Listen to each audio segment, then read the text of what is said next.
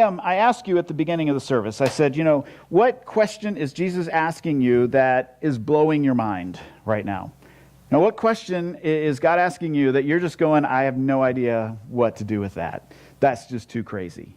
And I ask you that because our text today is John chapter 6, and Jesus asks a question of Philip that really blows his mind. So let me just read the text, and you can just listen. I do have it on the screens, but if you want to just listen, because it's a narrative, okay? This is something that happened. So John chapter 6 says, after this, Jesus crossed over to the far side of the Sea of Galilee, also known as the Sea of Tiberias. A huge crowd kept following him wherever he went because they saw his miraculous signs as he healed the sick. Then Jesus climbed a hill and sat down with his disciples around him. It was nearly time for the Jewish Passover celebration. Jesus soon saw a huge crowd of people coming to look for him. Now, just think about this for just a second, okay? He takes his disciples up a hill, like he's trying to kind of get away so that he can just spend some time with them and teach them and help them understand what's going on. And so he's trying to get away to focus on his disciples, but this crowd just keeps coming, right? And there's people, they're just streaming in, and he's looking around going, okay, this is going to change the dynamic here for a second. I went from me and my 12 buddies to thousands. That's going to change how we do things. And he's looking around and he realizes, remember, he tried to escape the crowds, so he went out into the middle of nowhere. Okay, he was not planning on a big crowd. And so he looks around and he's like, all these people, middle of nowhere, late in the afternoon. So he says this. He says, Jesus soon saw a huge crowd coming. Turning to Philip, he asked, where can we buy bread to feed all these people? Now that's the question that he was asking Philip. That question's so big that it blew his mind, right? I mean, you could just see Philip going, what? Buy bread for all these people? I mean, I'd look at him and say, dude, you're nuts. I mean, it's not going to happen. I don't know if you can talk to Jesus that way, but maybe Philip said something in more King James Version. But still, he said, no. Philip, it says, he was testing Philip. So I can see the smirk on Jesus' face as he asked this, right? Right? I mean, Jesus kind of, hey, Philip, where can we buy bread for all these people? Now, the other thing, just so you know, Philip was actually from around there. So if there was, it's kind of like somebody comes to Delaware and they're visiting and they say, hey, where can I go for? And, frozen custard or, whatever it is that maybe they might ask. And you're like, oh, you go to Wits or the Hamburger. You have local knowledge, right? That's the point. And so he goes to Philip of all the disciples because he had local knowledge. And he says, where would we buy bread? But he was testing Philip because he already knew what he was going to do. I love that line, by the way. I mean, think about it. The number of times Jesus asks you something, just challenges you, pushes you just a little bit, and you're like, what? No, wait, and you're just freaking out. And Jesus already knows what he's going to do. I mean, he's in control. And he knows where this is going to go. And he's like, you just wait. I can't wait to show you what's going to happen next. So he says, Philip replied, even if we worked for months, okay, like all 12 of them working for months, he said, we wouldn't have enough money to buy bread for this group. Then Andrew, Simon's brother, spoke up. There's a young boy here with 5 barley loaves and 2 fish. But what good is that among this huge crowd? So Jesus says, tell everyone to sit down.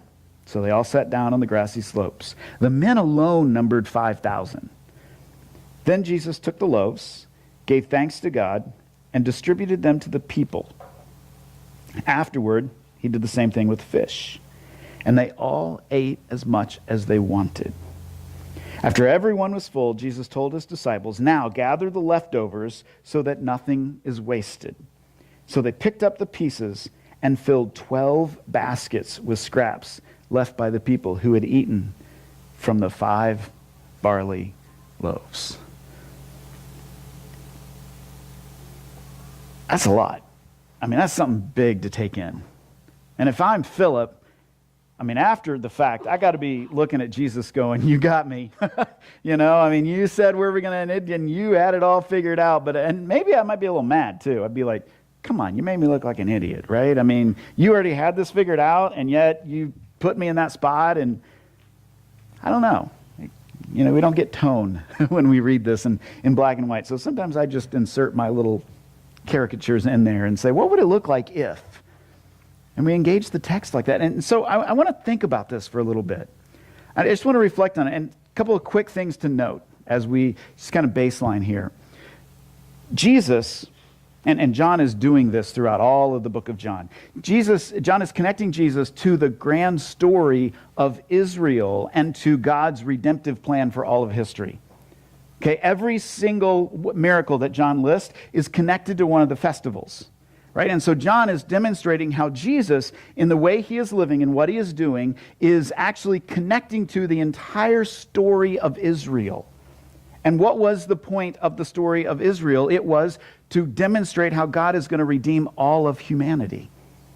And so Jesus is being connected at every turn to how God is not only going to fulfill the story of Israel in Jesus, but in doing so, he will actually fulfill his entire redemptive plan in Jesus, in what he is doing, as well as what he does at the cross and the empty tomb and the ascension. And so John is making it very clear. I want you to connect what's going on to all of this stuff. It's not just nice little stories that he kind of pulls out and it doesn't fit anywhere. It's just, oh, Jesus did this, and then he did this, and then he died on the cross, and now we're saved. No, it's connected to a much bigger story. And so John does that, and in so doing, in this one specifically, he's talking, he makes it clear, it's near the Passover. Well, who, in the Jewish story, right, in the Hebrew story, who is the hero, so to speak, of the Passover narrative, of the Exodus, right? Where the death angel passes over and then they celebrate the fact that the Jews were freed and they went into the wilderness where literally there's like almost 1 million people traveling around like nomads. Who is the one who is leading all this? Who is the hero of the story? It's Moses. Right? I mean, Moses was this massive hero. He was this huge figure. If there was a Mount Rushmore in Israel, Moses would be on it, okay? That's how seminal he was in shaping the story of Israel. And so in doing this, John is saying, look, I want you to see something. Jesus is fulfilling and doing something that Moses did, but even bigger. Because if you look back in Numbers 11, we read about Moses and part of this narrative, this exile and then Exodus narrative. And the people are complaining because all they have to eat is manna, which, when you consider the fact that this miraculously appeared every morning, I'm not sure I'd complain, but I guess after days and days and months and weeks and years of this, it gets old. But they're complaining, saying, can we at least have some meat? And so Moses, in Numbers 11, he comes to God and he says, listen, they're asking for meat, but and he asks, where would I get enough meat to feed these people? And he says, there's 600,000 men, foot soldiers. And that doesn't include the women and children. So I mean, we're talking about 1 million people. But he says, where am I supposed to get meat for these people? Which is exactly what Jesus asks Philip. Where should we get bread for all these people? Now, God tells Moses, he says, all right, go tell them to get ready. And sure enough, he does a miraculous thing, and quail come and flood the camp. And literally, it's like 3 feet deep for square miles. I mean, it's just crazy. And it even gets to the point where it says they are so full of meat that it starts to make them sick because they were whining about it.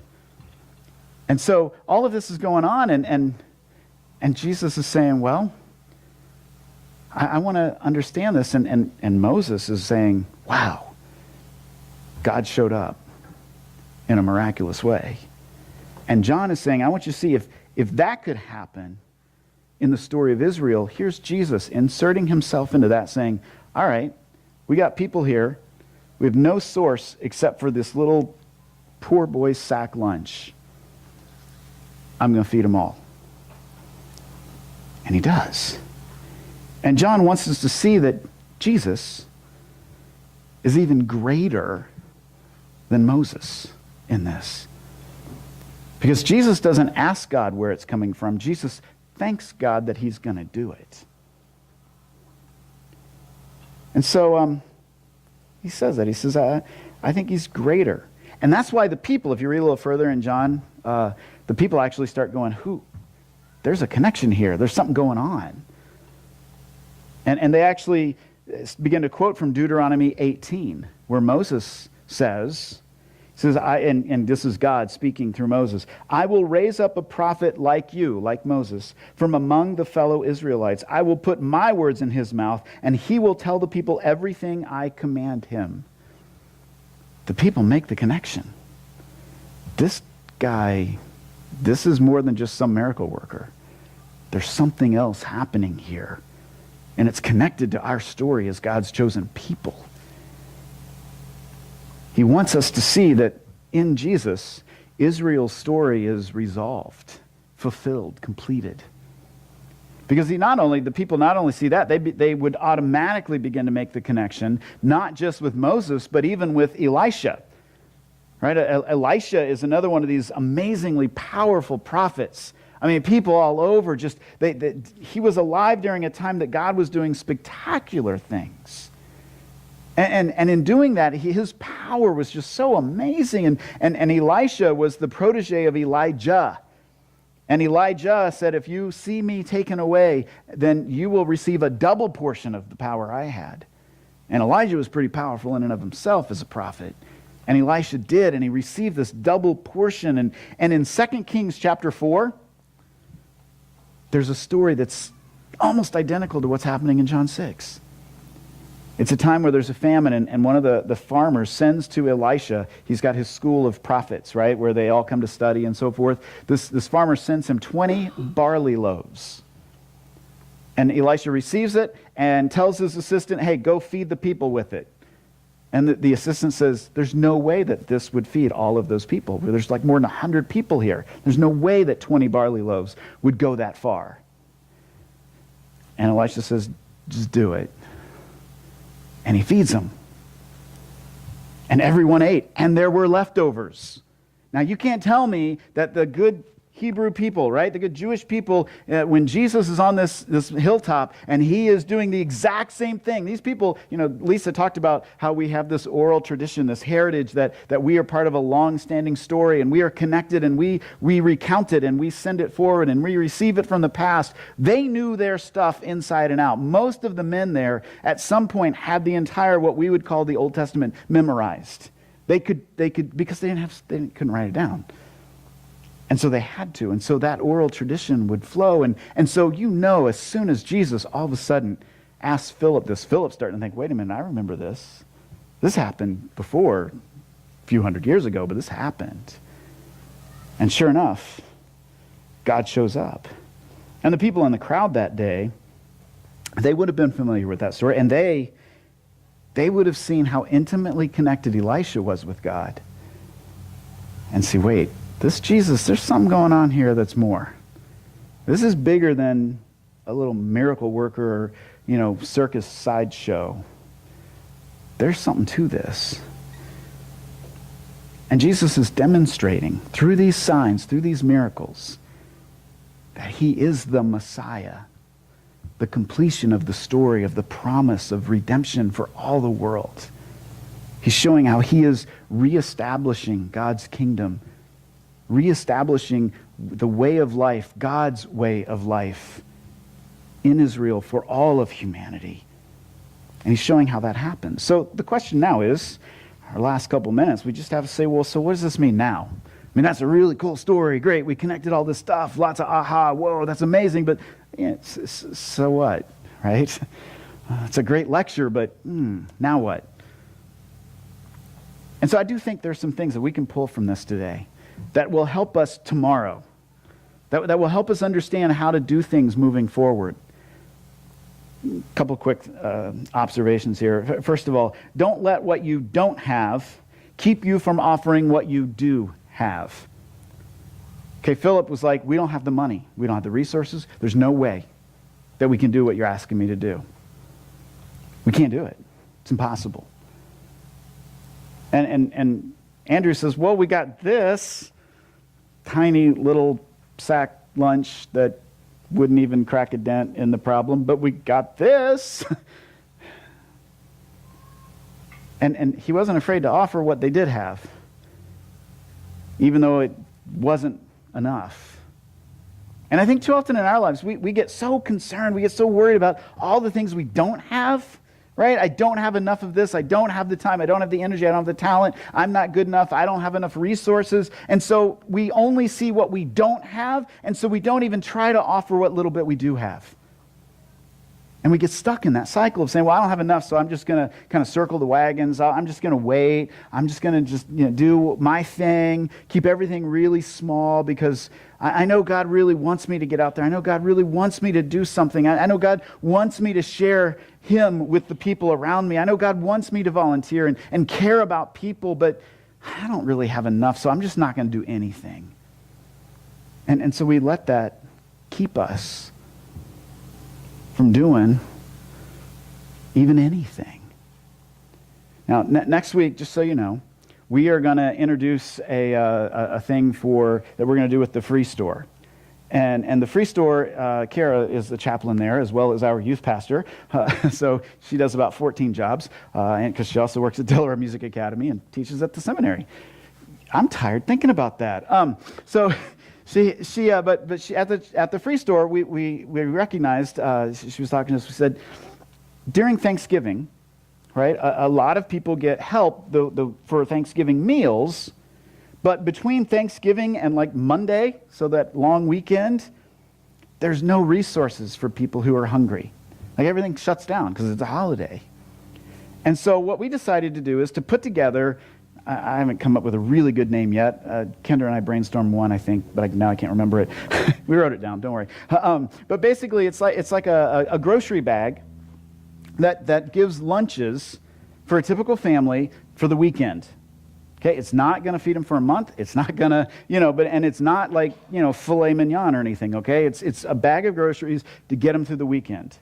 And so what we're going to do is next week, I'm going to have some of those bags here, just an empty grocery bag, and we've got a shopping list, and I'm going to ask that Terra Nova finds a way to provide 50 bags of groceries. And every list is exactly the same. We tried to get it so it's about $25-ish, somewhere in that range. I mean, it depends on where you shop and, all that stuff, but it's in that range. So it's not like a huge expense. But it's something, okay? I mean, I don't know about you, but $25 is a nice little chunk of change. And what I'm going to do is ask you, take one of those bags, go to the grocery, fill it, pay for it, don't just walk out, okay? And then bring it back, and we're going to give it to the free store, and we're going to do 50, and we're talking with High Point and ask to see if they'll take a chunk of that as well, so that we can have at least 75, maybe even 100 bags, so that 2 or 3 days that they're open before Thanksgiving, when people come in, when customers come in, they can take a bag of groceries that should feed them lunch for the weekend.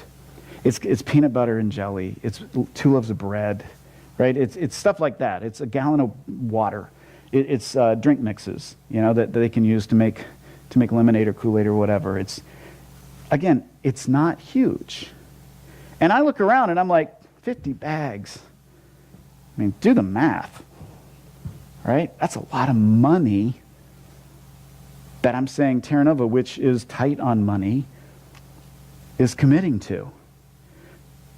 But rather than say, oh, we don't have enough to do that, God is saying, no. Step out and offer what you do have and see what I do with it. And I don't know what He's going to do with it. There's no end game to this, okay? This is just, God said, partner with Free Store, get food to those people who are going to be struggling that weekend. So we're going to step out and see what He does. We're not going to let what we don't have keep us from giving what we do have.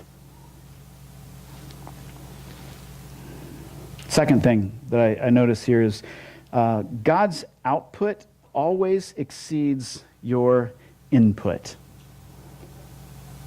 So the input here was 5 barley loaves. By the way, a barley loaf was a poor man's loaf of bread. Okay, this was not a rich kid who, had 72 sacks in the car. Okay, this was a kid, this is literally all he had. 5 little barley loaves and a couple of sardines, basically. That's the input. The output that God gave He fed 5,000, and they counted the men. They just lost count after that, probably. That, and they only counted men because they were jerks. That's a different issue. We'll talk about that another time. But there had to be, if you've talked just the men, then there's also the women, then there's also the children. I mean, you're talking 10, 15, maybe 20,000 people. 5 loaves, 2 fish. So 5 plus 2 plus an X factor equals 5,000 and more, with a remainder of 12. Right? 12 baskets were left over. What's the X factor? Jesus. See, your input, whatever you give to God and say, God, I want you to take this, I want you to use it, it's not much, but it's what I can give. When God takes it, the output far exceeds what you put in. I mean, a vending machine, right? You go to the vending machine and you put $1 in and you get, 25 cents worth of candy or whatever it is, right? The output never exceeds the input. Sometimes you put it in and nothing comes out, so you have to put more in and then kick it and stuff, and that's the only way you get anything out of it. But with God, it's totally different. His output will always exceed your input. With God, the giving game, right? You can't outgive God. The more you give, the more he gives back, right? The more he blesses the community around you, the more he impacts the people. With what little you gave, it grows and expands, and the ripples just keep going. And in that giving game, we always lose. God always gives more than we give. But I guess technically we win in that. And so I just want you to see that your little bit becomes huge when God gets a hold of it. God's output always exceeds our input. Third thing, and we'll finish on this. Measure the miracle. And here's what I mean. Is sometimes we got to stop long enough to actually figure out that God's at work. God's doing something. Right? We forget that, wait a minute, something amazing just happened. Or maybe we say, wow, something amazing just happened. Ooh, look, a bird, and we keep moving, right? We get distracted because there's so many other things going on. And there are times we've got to stop long enough to measure the miracle. Why do you think Jesus had them collect all the leftovers? Because he wanted them to see, hey, look, measure how much God took this little bit and exploded it. I mean, they give us numbers, 5,000 people, right? 12 baskets left over, 5 loaves, 2 fishes, 1 little boy. There's all this stuff where they give us exact stuff. And it's because he wants us to see how amazing God really is. And what happens is when we begin to measure that, we begin to develop gratefulness for what we have and what God is doing. And gratefulness leads to generosity. And generosity leads to more gratefulness. And more gratefulness leads to being generous. And it's this beautiful cycle that we see God doing these things, saying, hey, listen, if you stop long enough to see how I am trying to bless you, then you'll be grateful for what you do have and be more generous with it, and then see more and more of God at work. And so I wonder this morning, what do you think that the disciples, every time they saw a loaf of bread in the market, you got to think their mind went, just think what Jesus could do with that. I mean, if they walked through the bread aisle at Kroger today, they'd be like, he could feed the world, I mean, there's just... He could do so, and you got to think, in our life, if we were to stop long enough to see what God has done and remember that, then every time we see that memory cue, we say, wait, remember when God, oh man, and he could do it again. And so God, Jesus says, measure the miracle. See what I did. Measure it, remember it, and build on it. I really think, even as a church, me as a pastor, we need to be better at measuring the miracles, at giving testimony to what God has done. I mean, one of the most beautiful things in the world, and I'll pick on you for a second, Deb, was just sitting there and talking and hearing Deb say all the ways that God showed up over the last few weeks with her mom struggling and suffering and all of that going on. It was beautiful. Because you just stop and say, man, God showed up here. Oh, yeah, and here. And oh, man, and then this came. And oh, What if we did that on a regular basis? Right? What if we just stopped every so often and said, let me tell you what God's been doing. Let me just share with you some really cool thing that God did. What if every time we got together, we at least took a minute to say, hey, what's God been doing? Where have you seen him working? I think we'd begin to encourage each other. Our faith would begin to grow because we'd start to see, wait, God is at work. And we'd be reminded of that over and over and over.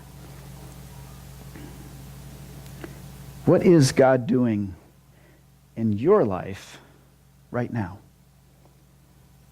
Where have you seen him at work? Who are you telling about that? Who are you sharing that with? What small thing do you have to offer that you've been kind of holding on to because it's not enough? It's not big enough to make a difference. How are you underestimating God right now? Underestimating that what his output would be with your little tiny input. What question is Jesus asking you this morning that was blowing your mind because it was way too big? But now you're starting to say, I'll try. Let me see. I got a little bit. I got 5 loaves and a couple fishes worth of resource here to give out. Maybe God will do something. Would you just stand with me and let's pray this morning?